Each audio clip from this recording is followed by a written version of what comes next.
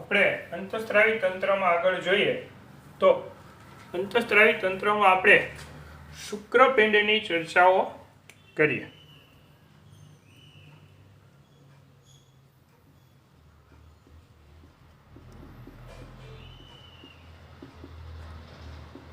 શુક્રપિંડ તો શુક્રપિંડ શું છે, શુક્રપિંડ બરાબર છે ક્યાં આવેલું હોય છે એની ચર્ચા કરીએ તો શુક્રપિંડ મનુષ્યમાં નર જાતીય અંગ છે. મનુષ્યમાં નર જાતીય અંગ તરીકે શુક્રપિંડ વર્તે છે. મુખ્ય પ્રાથમિક અંગ છે. નર જાતીય મુખ્ય પ્રાથમિક અંગ છે. શુક્રપિંડનું મુખ્ય કાર્ય જોઈએ તો શુક્રકોષો નિર્માણ કરવાનું છે. શુક્રકોષો નિર્માણ કરવાનું છે. એનું મેઇન કાર્ય શુક્રકોષોનું નિર્માણ કરે. આ શુક્રપિંડના સ્થાનની વાત કરીએ તો શુક્રપિંડનું સ્થાન મનુષ્યમાં ઉદર ગુહાની બહારની બાજુએ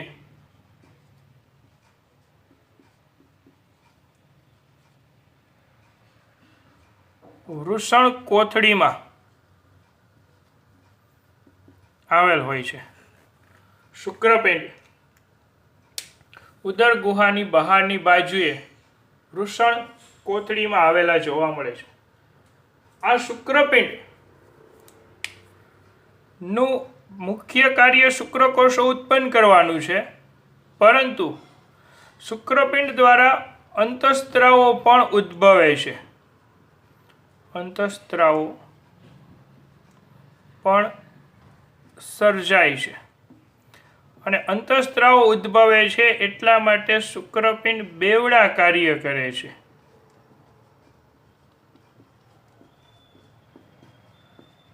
એક નર જાતીય અંગ તરીકે વર્તે છે અને બીજું અંતઃસ્ત્રાવોનું સર્જન કરે છે.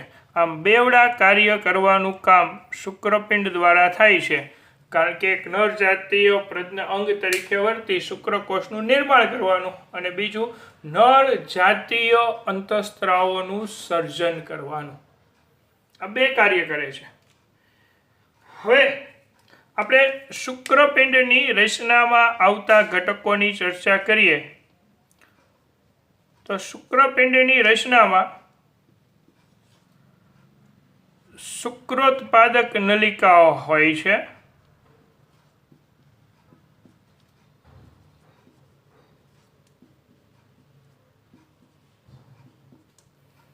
આ શુક્ર ઉત્પાદક નલિકાઓ દ્વારા શુક્રકોષોનું સર્જન થાય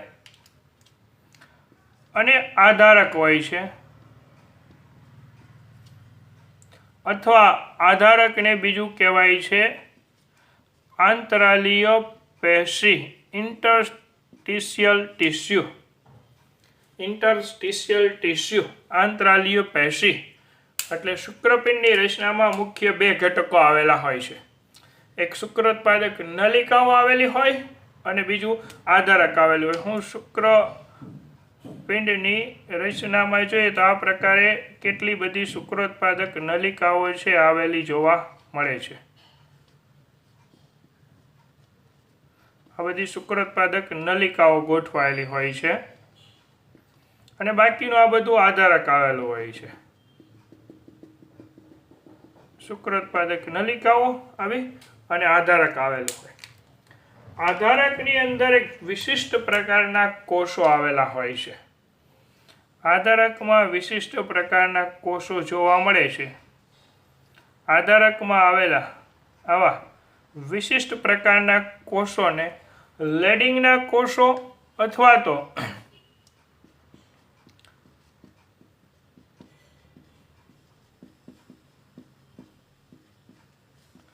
આંતરાલીય કોષો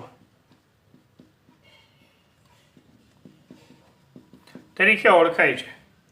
શુક્રપિંડની રચના જોઈએ તો શુક્રપિંડની રચનામાં આપણે શુક્ર ઉત્પાદક નલિકાઓ જોવા મળે, એટલે શુક્રોત્પાદક નલિકા.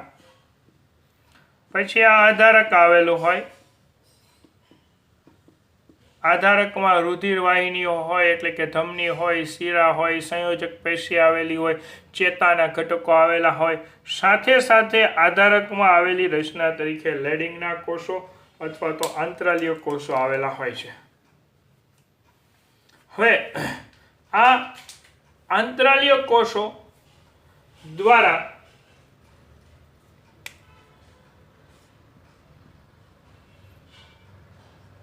નર જાતીય અંતઃસ્ત્રાવોનો સમૂહ એન્ડ્રોજન્સ ઉત્પન્ન થાય છે. આંતરાલીય કોષો દ્વારા નર જાતીય અંતઃસ્ત્રાવોનો સમૂહ એન્ડ્રોજન્સ ઉદ્ભવે છે. એન્ડ્રોજન્સ નર જાતીય અંતઃસ્ત્રાવોનો સમૂહ જે આંતરાલીય કોષો દ્વારા ઉદ્ભવે. આ એન્ડ્રોજન્સ એ નર જાતીય અંતઃસ્ત્રાવોનો સમૂહ છે અને એમાં નર જાતીય એન્ડ્રોજન્સ શું છે? નર જાતીય અંતઃસ્ત્રાવોનો સમૂહ છે. અને એન્ડ્રોજન્સમાં મુખ્ય કયો અંતઃસ્ત્રાવ છે? તેમાં મુખ્ય અંતઃસ્ત્રાવ છે ટેસ્ટોસ્ટેરોન. આ મુખ્ય નર જાતીય ટેસ્ટોસ્ટેરોન અંતઃસ્ત્રાવ ઉત્પાદનનું કાર્ય શુક્રપિંડમાં આવેલા લેડિંગના કે આંતરાલીય કોષો દ્વારા થાય છે. હવે એન્ડ્રોજન્સ ક્યાં ક્યાં કાર્ય કરે છે? આપણે એન્ડ્રોજન્સના કાર્યની પહેલેથી માહિતી જોતા જઈએ.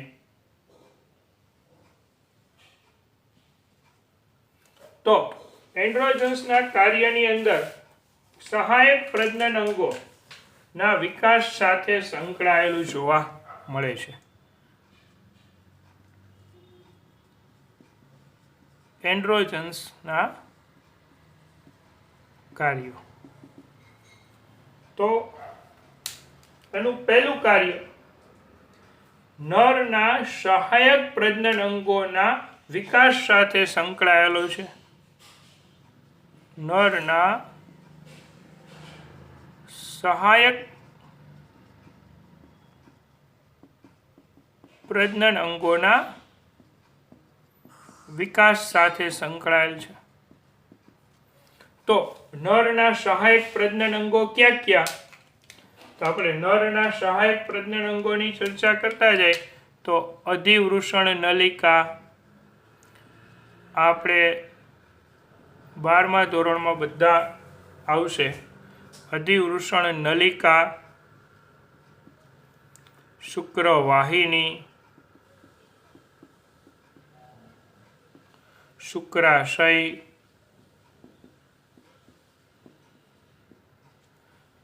ત્યાર પછી પ્રોસ્ટેટ ગ્રંથિ,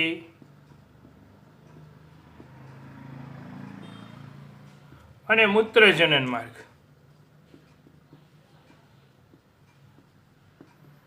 આ બધાના વિકાસની ક્રિયા સાથે એન્ડ્રોજન્સ અંતઃસ્ત્રાવ સંકળાયેલો જોવા મળે છે. એન્ડ્રોજન્સ અંતઃસ્ત્રાવ આ બધાનો વિકાસ તો કરે છે.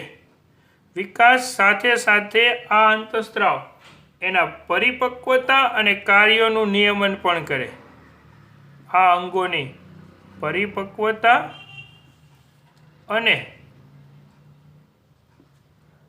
કાર્યોનું નિયમન પણ એન્ડ્રોજન્સ અંતઃસ્ત્રાવ દ્વારા થાય. એટલે નરના સહાયક અંગોનો વિકાસ, નરના સહાયક અંગોની મેચ્યોરિટી અને નરના સહાયક અંગોના કાર્યોનું નિયમન એન્ડ્રોજન્સ અંતઃસ્ત્રાવ દ્વારા થતું જોવા મળે છે. આ ઉપરાંત આ અંતઃસ્ત્રાવ કેટલાક દ્વિતીય ગૌણ જાતીય લક્ષણોમાં પણ ઉમેરો કરે છે. કેટલાક દ્વિતીય ગૌણ જાતીય લક્ષણો ડેવલપમેન્ટ કરે છે, જેવા કે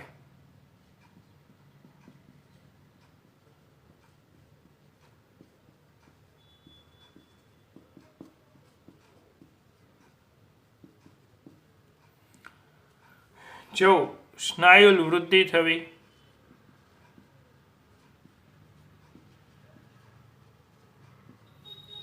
દાઢી મૂછનો વિકાસ થવો, એટલે કે ચહેરા પર છે એ વાળ આવવા, શરીર પરના વાળની વૃદ્ધિ થવી, શરીર પરના વાળની વૃદ્ધિ થવી, બરાબર. પછી ઘેરો અવાજ, આક્રમકતા,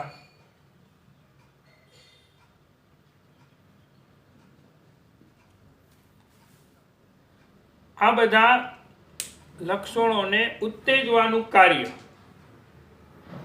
એન્ડ્રોજન્સ અંતઃસ્ત્રાવ દ્વારા થતું જોવા મળે છે. આ ઉપરાંત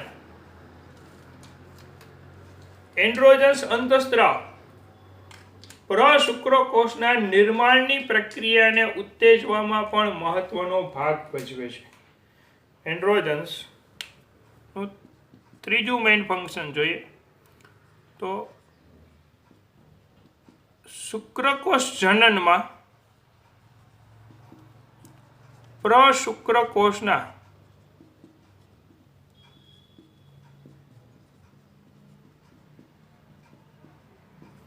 નિર્માણને ઉત્તેજે છે અને આ અંતઃસ્ત્રાવ છે મધ્યસ્થ ચેતાતંત્ર ઉપર પોતાની મુખ્ય અસર કરતો જોવા મળે છે.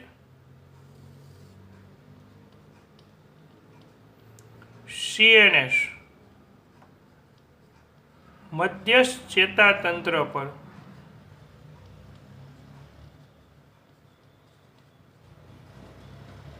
અસર કરે છે.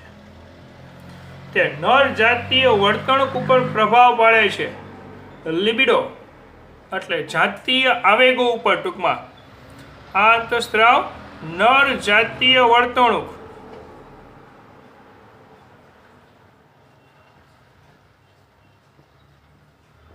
ટૂંકમાં જાતીય આવેગ પર અસર કરે છે. પ્રોટીન અને કાર્બોદિતના ચય ઉપર અસર કરે છે. આ અંતઃસ્ત્રાવ આ સિવાય પ્રોટીન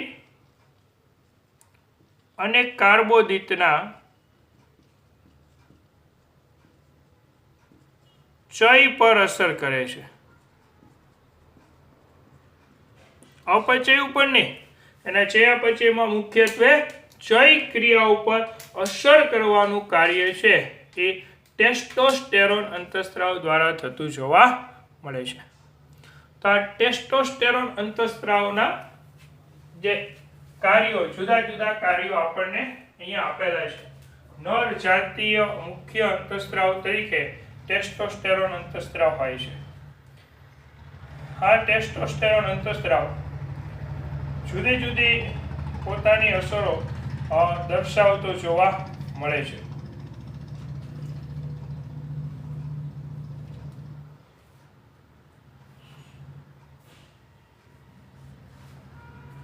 આ ઉપરાંત આ અંતઃસ્ત્રાવ યુવાવસ્થાના પ્રારંભે શુક્રપિંડ અને શિશ્નના વિકાસને પણ પ્રેરે છે. આ અંતઃસ્ત્રાવ યુવાવસ્થાના પ્રારંભે શુક્રપિંડ અને શિશ્નના વિકાસને પણ પ્રેરે છે. પછી અવાજ ઘેરો બનાવે આ માટે સ્વરયંત્ર અને સ્વરતંતુમાં ડેવલપમેન્ટ કરે છે. તો આ નર જાતીય અંગ શુક્રપિંડ અને એના અંતઃસ્ત્રાવોની અસર થઈ. હવે આપણે એવી જ રીતના આપણા નેક્સ્ટ લેક્ચરની અંદર માદા જાતીય અંતઃસ્ત્રાવો અને તેની અસરોની ચર્ચા જોશું. હવે આપણે અંડપિંડની ચર્ચા જોઈએ. અંડપિંડ માદા જાતીય પ્રજનન અંગ છે. ઓવેરી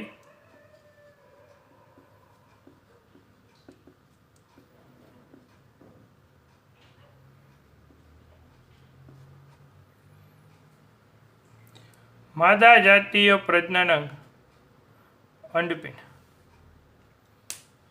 હવે અંડપિંડના સ્થાન અને અંડપિંડમાંથી ઉત્પન્ન થતા અંતઃસ્ત્રાવોની ચર્ચા આપણે જોતા જઈએ તો અંડપિંડ ઉદરમાં આવેલું હોય છે.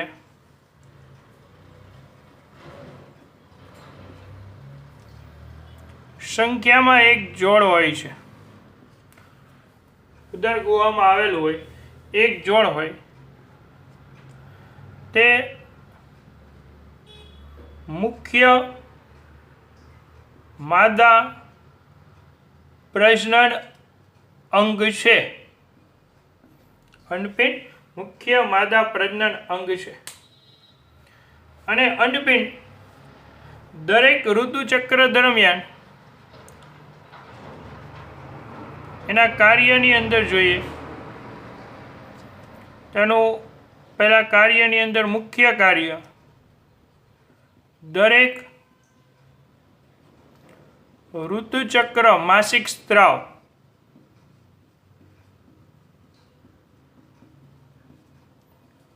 દરમિયાન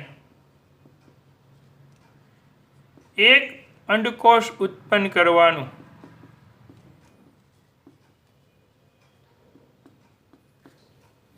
દરેક અંડપિંડનું કાર્ય જોઈએ તો માસિક ચક્ર દરમિયાન એક અંડકોષ ઉત્પન્ન કરવાનું.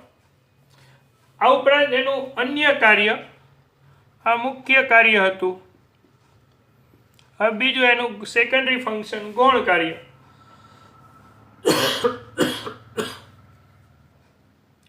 તો માદા જાતીય અંતઃસ્ત્રાવ ઇસ્ટ્રોજન અને પ્રોજેસ્ટેરોન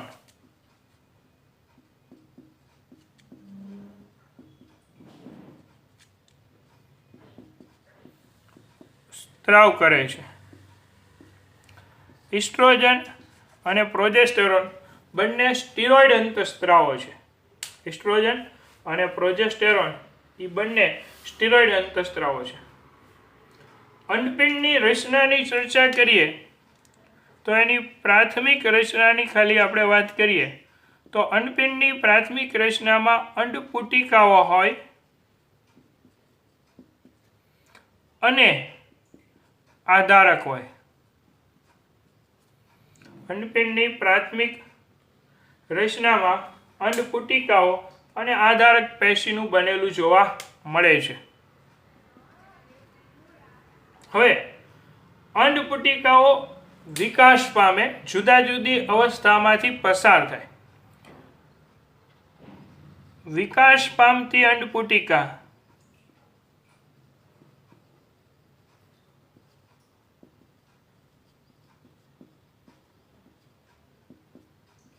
દ્વારા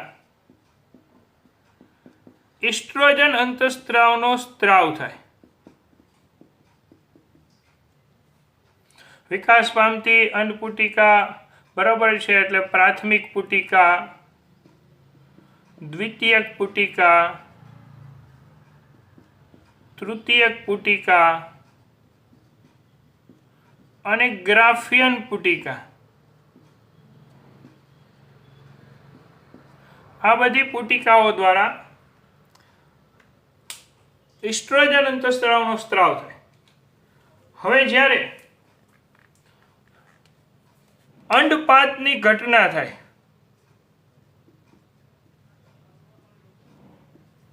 અંડપાત થાય એટલે શું થાય તો એમાં ગ્રાફિયન પુટિકા તૂટે. ગ્રાફિયન પુટિકા તૂટે અને દ્વિતીય પૂર્વ અંડકોષ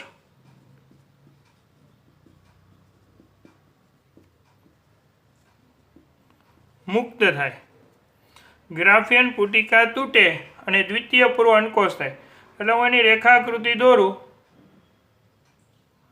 તો આ પ્રકારે ગ્રાફિયન પુટિકાની દિવાલ છે એ તૂટે અને એમાંથી દ્વિતીય પૂર્વ અંડકોષ છે એ મુક્ત થાય.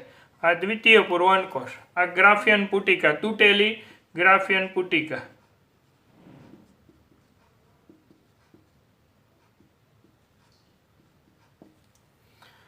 અને દ્વિતીય પૂર્વાંડકોષ મુક્ત થઈ જાય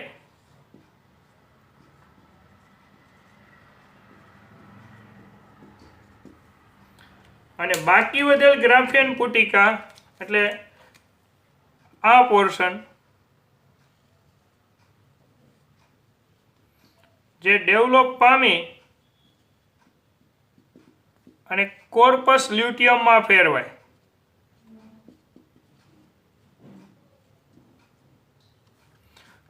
તૂટેલી ગ્રાફિયન પુટિકા કોર્પસ લ્યુટિયમમાં ફેરાય. આ માટે LH અંતઃસ્ત્રાવ જવાબદાર હોય. પિચ્યુટરી ગ્રંથિમાંથી સ્ત્રાવ પામતો LH અંતઃસ્ત્રાવ. LH અંતઃસ્ત્રાવની અસર હેઠળ ગ્રાફિયન પુટિકા તૂટેલી હોય એ કોર્પસ લ્યુટિયમમાં ફેરવાય છે. અને હવે આ કોર્પસ લ્યુટિયમ દ્વારા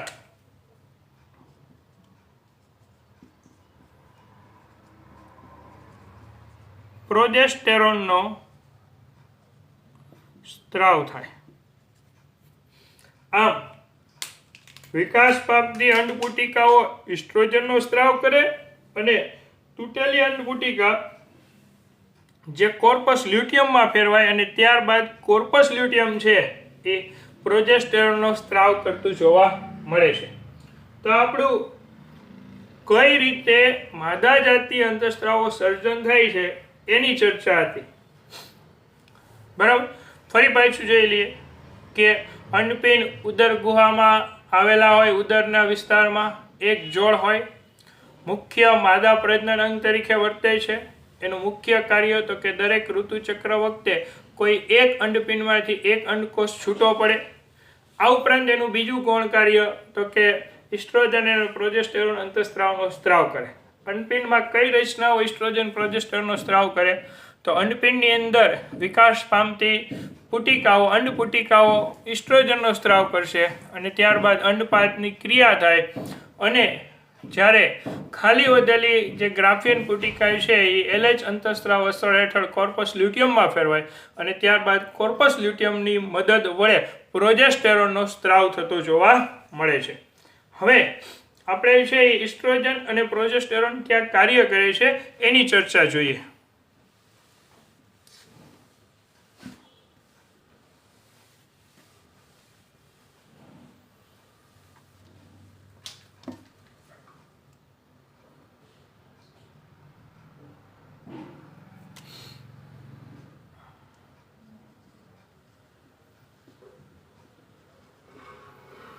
ઇસ્ટ્રોજનની અસર. ઇસ્ટ્રોજન કોના દ્વારા ઉત્પન્ન થાય? વિકાસ પામતી પુટિકાઓ દ્વારા. આ ઇસ્ટ્રોજન કયા કાર્યો કરે છે? એના કાર્યોમાં માદાના ગૌણ જાતીય અંગોના વિકાસ, પરિપક્વન અને કાર્યોનું નિયમન કરે.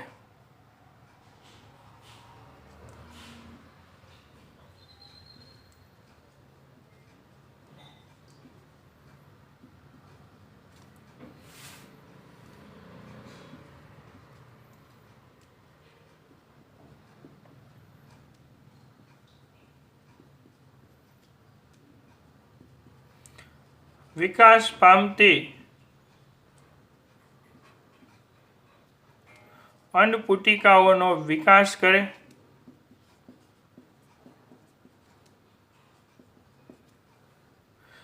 એટલે ગૌણ જાતીય અંગોના વિકાસના કાર્યોના નિયમન સાથે સંકળાયેલો છે. પછી પુટિકાઓ ડેવલપ થતી હોય. આ ડેવલપ થતી પુટિકાઓ છે એના વિકાસનું નિયમન પણ ઇસ્ટ્રોજન અંતઃસ્ત્રાવ દ્વારા થતા જોવા મળે છે. પછી ગૌણ જાતીય લક્ષણોનું ડેવલપમેન્ટ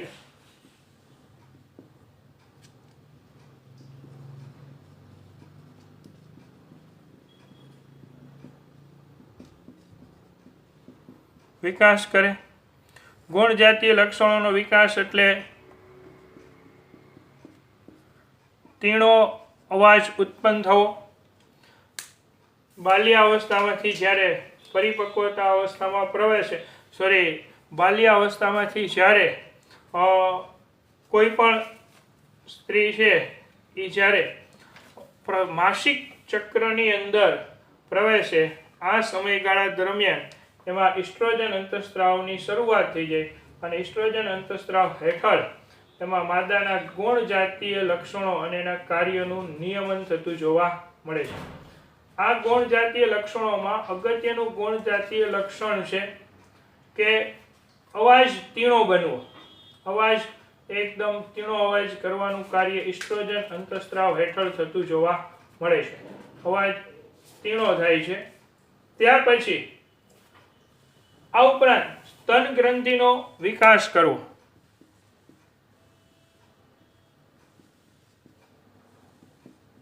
સ્તન ગ્રંથિનો વિકાસ પ્રેરવો એના માટે પણ બરાબર છે ઇસ્ટ્રોજન અંતઃસ્ત્રાવ જવાબદાર છે.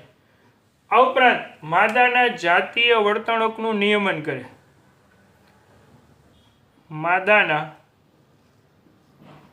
જાતીય વર્તણૂક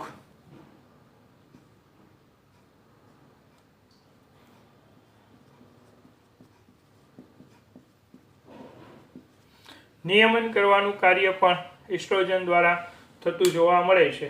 આ ઉપરાંત આ અંતઃસ્ત્રાવ ગર્ભાશય અને યોનિમાર્ગના વિકાસને પ્રેરે. યુવા અવસ્થાના પ્રારંભે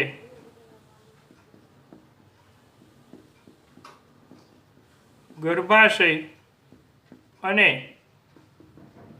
યોનિમાર્ગના વિકાસને પ્રેરે છે. આ અંતઃસ્ત્રાવ અંડકોષ પરિપક્વતા માટે પણ આવશ્યક છે.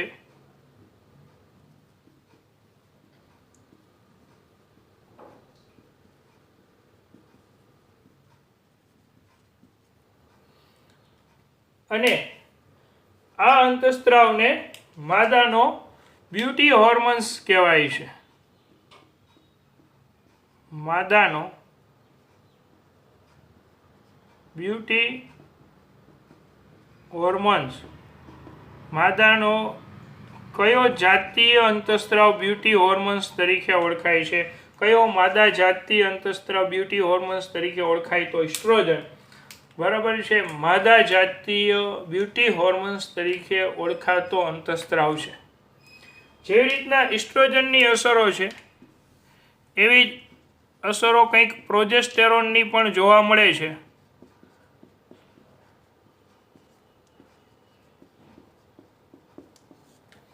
તો પ્રોજેસ્ટેરોનની અસરો જોઈએ તો પ્રોજેસ્ટેરોનનું સૌથી કાર્ય જોઈએ તો ગર્ભાશયની અંદરની દિવાલ એટલે એન્ડોમેટ્રિયમને ગર્ભ સ્થાપન માટે તૈયાર કરી ગર્ભ ધારણમાં મદદરૂપ થતો જોવા મળે છે.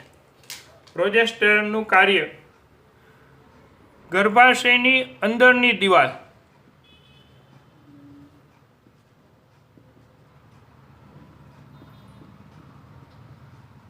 ગર્ભાશય 3 સ્તરનું બનેલું. એમાં સૌથી અંદરની દિવાલને કહેવાય છે એન્ડોમેટ્રિયમ.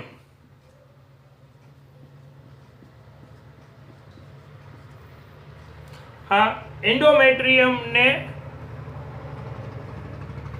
ગર્ભ સ્થાપન માટે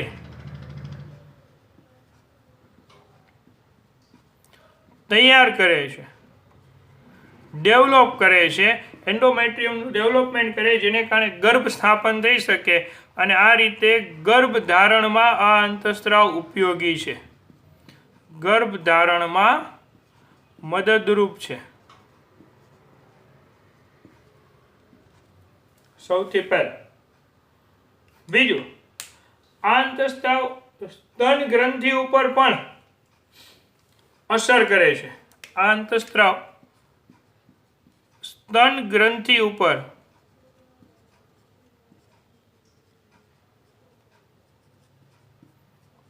અસર કરે છે. એટલે એ સ્તન ગ્રંથિની અંદર કોષ્ઠ જે દૂધનો સંગ્રહ કરતી રચના છે એના નિર્માણને ઉત્તેજે છે. તે સ્તન ગ્રંથિમાં કોષ્ઠ એલ્વિઓલી ના નિર્માણને ઉત્તેજે છે. આ કોષ્ટનું કાર્ય શું છે? એલ્વિઓલીનું કાર્ય શું છે? તો કે એનું કાર્ય છે દૂધનો સંગ્રહ કરવો. દૂધનો સંગ્રહ કરવો આ એલ્વિઓલીનું કાર્ય છે. અને દૂધનો સ્ત્રાવ પણ કરાવે છે. સ્તન ગ્રંથિમાંથી બાળકના જન્મ બાદ દૂધનો સ્ત્રાવ કરાવવાનું કાર્ય પણ પ્રોજેસ્ટેરોન કરે છે. ખાસ યાદ રાખજો, સ્તન ગ્રંથિમાંથી દૂધનો સ્ત્રાવ કરાવે છે. પછી આ સિવાય આ અંતઃસ્ત્રાવ નવી અંડપુટિકાના વિકાસને અવરોધે. જ્યાં સુધી પ્રોજેસ્ટેરોન ઉત્પન્ન થાય ત્યાં સુધી નવી અંડપુટિકાનો વિકાસ ન થઈ શકે. નવી અંડપુટિકાના વિકાસને અવરોધે. પ્રોજેસ્ટેરોન જ્યાં સુધી ઉત્પન્ન થતો હોય ત્યાં સુધી પ્રોજેસ્ટેરોન છે એ નવી અંડપુટિકાનું નિર્માણ ન થવા દે અને ગર્ભ સ્થાપનને જાળવી રાખે. પછી આ ઉપરાંત આ અંતઃસ્ત્રાવ ગર્ભાશયની દિવાલના સંકોચનને પણ અવરોધે. ગર્ભાશયની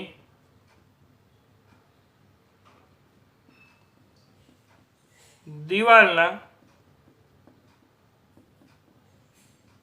સંકોચનને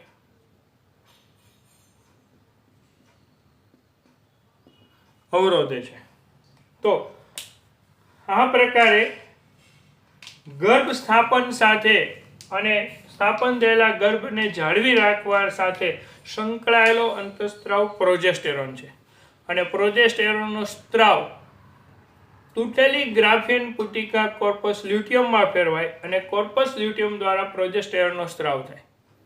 હવે આપણને એમ થાય કે કેટલા દિવસ સુધી પ્રોજેસ્ટેરોનનો સ્ત્રાવ સતત કોર્પસ લ્યુટિયમ દ્વારા થતો રહે?